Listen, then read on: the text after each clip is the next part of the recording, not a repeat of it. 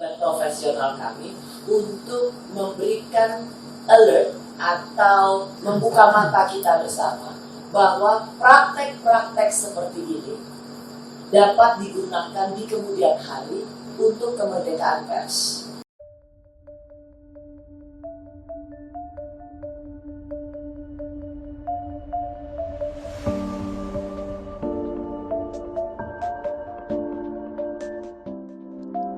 Pers memiliki peran penting dalam kehidupan demokrasi karena menjadi sarana penyampaian informasi kepada masyarakat.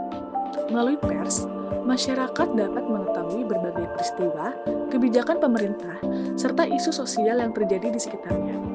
Oleh karena itu, kebebasan pers merupakan bagian dari hak asasi manusia yang dilindungi oleh negara.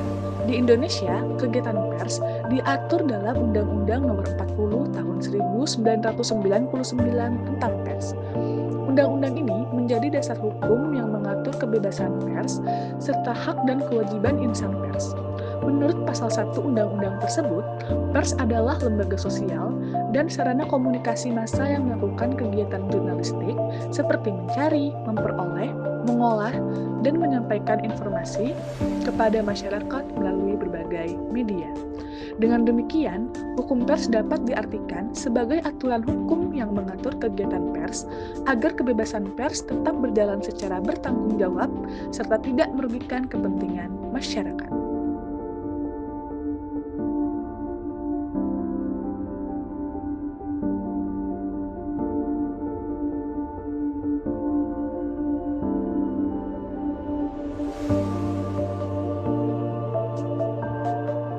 Regulasi yang mengatur pers di Indonesia adalah Undang-Undang Nomor 40 Tahun 1999 tentang pers.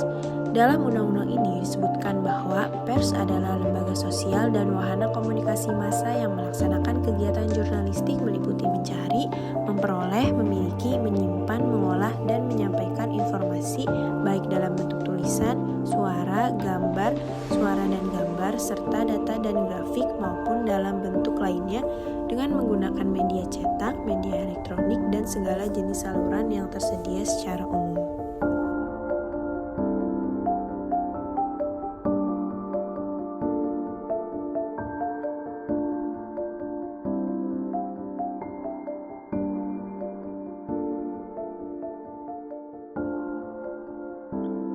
Regulasi pers di Malaysia. Pertama, dari sisi konstitusi, Pasal 10 Konstitusi Federal Malaysia menjamin kebebasan berekspresi. Namun, kebebasan ini tidak bersifat mutlak karena pemerintah tetap dapat membatasi demi menjaga keamanan dan ketertiban umum.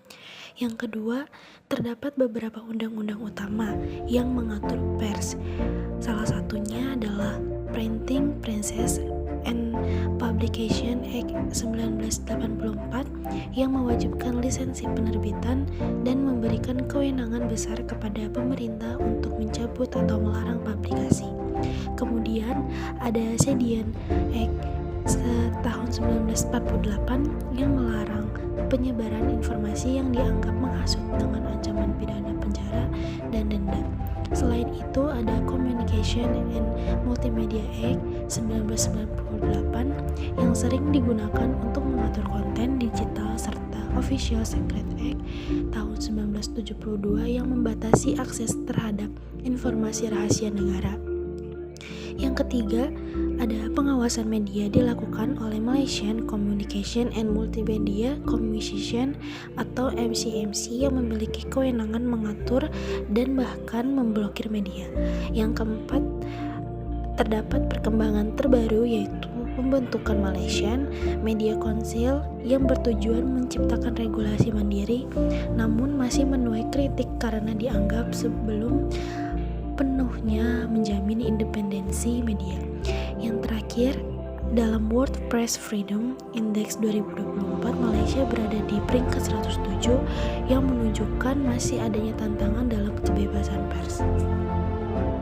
So, and they are journalists being doxxed because they are writing about and the people hated the writing.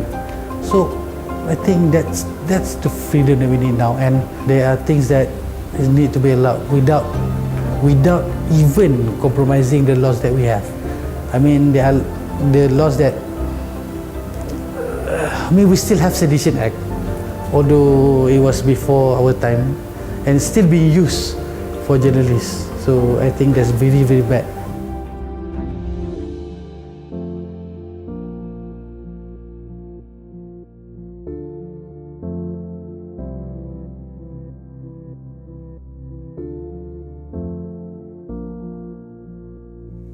Perbandingan regulasi pers Indonesia dan Malaysia. Yang pertama, pada dasar hukumnya. Di Indonesia, kebebasan pers diatur dalam Undang-Undang Nomor 40 Tahun 1999 tentang pers, yang menegaskan bahwa pers nasional bebas dari penyensoran, pemberedelan, dan pelarangan penyiaran. Undang-undang ini juga menjamin kemerdekaan pers sebagai salah satu wujud kedaulatan rakyat. Sementara itu, di Malaysia, kegiatan pers diatur oleh beberapa peraturan, salah satunya Printing Presses and Publication Act 100/1984 yang mengatur penerbitan dan perizinan media cetak oleh pemerintah. Yang kedua, tingkat kebebasan pers. Indonesia cenderung memberikan ruang kebebasan pers yang lebih luas. Pers dapat menjalankan fungsi kontrol sosial, menyampaikan kritik terhadap pemerintah, serta memperoleh perlindungan hukum selama menjalankan tugas jurnalistik sesuai kode etik. Sebaliknya, di Malaysia, pemerintah memiliki pengaruh yang lebih kuat terhadap media. Perizinan penerbitan dapat dicabut oleh pemerintah apabila dianggap melanggar ketentuan tertentu. Yang ketiga, lembaga pengawas pers. Di Indonesia, terdapat Dewan Pers yang berfungsi melindungi kemerdekaan pers, meningkatkan kualitas jurnalisme, serta menyelesaikan sengketa pers melalui mekanisme non-peradilan. Di Malaysia, pengawasan media lebih banyak berada di bawah kewenangan pemerintah melalui kementerian terkait, sehingga kontrol negara terhadap media relatif lebih besar. Yang keempat, mekanisme penyelesaian sengketa. Di Indonesia, sengketa pers biasanya diselesaikan terlebih dahulu melalui Dewan Pers dengan mekanisme hak jawab dan hak koreksi sebelum dibawa ke jalur hukum. Sementara itu, di Malaysia, pelanggaran terkait publikasi dapat langsung dikenakan sanksi berdasarkan undang-undang yang berlaku. Kesimpulan dari perbandingan tersebut adalah, secara umum, sistem pers di Indonesia lebih menekankan pada kebebasan pers dan mekanisme pengawasan yang bersifat independen. Sebaliknya, sistem pers di Malaysia menunjukkan peran pemerintah yang lebih dominan dalam mengatur dan mengawasi media.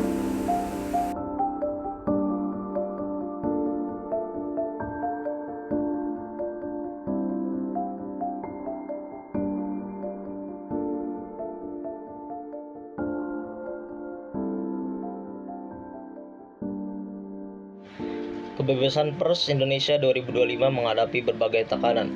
Sepanjang tahun 2025, kondisi kebebasan pers di Indonesia menghadapi berbagai tantangan serius. Catatan dari Lembaga Bantuan Hukum Pers, Aliansi Jurnalistis Independen, dan Dewan Pers menunjukkan meningkatnya ancaman terhadap kerja jurnalistik. Lembaga Bantuan Hukum Pers mencatat adanya berbagai bentuk serangan terhadap jurnalis, mulai dari intimidasi, teror terhadap redaksi, hingga gugatan hukum bernilai besar yang berpotensi membungkam media.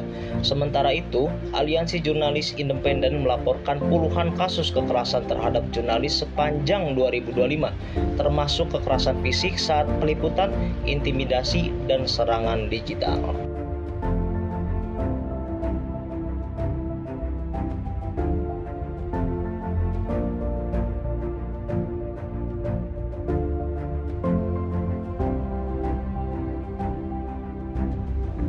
Sebagai kesimpulan dari seluruh paparan tadi, kita bisa melihat adanya kontradiksi yang cukup tajam antara Indonesia dan Malaysia.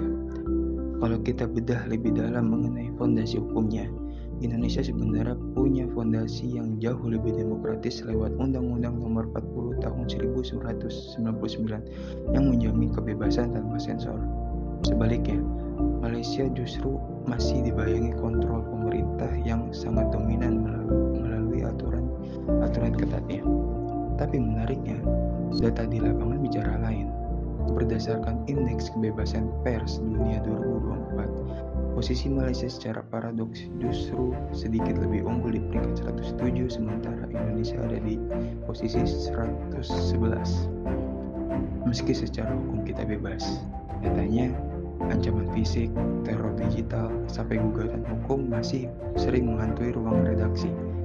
Ini jadi bukti bahwa jaminan di atas kertas belum tentu menjamin keamanan di lapangan.